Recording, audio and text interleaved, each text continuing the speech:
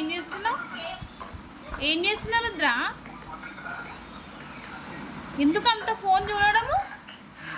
భయం లేదా కొంచెం కూడా? అగో పిలుస్తా బల్కడు. ఇది చూడు ఒకసారి రుద్ర. వామ్మో ఫోన్ చూడు అసలు. ఫోన్ మొత్తం అందులోనే పెడుతున్నాడు.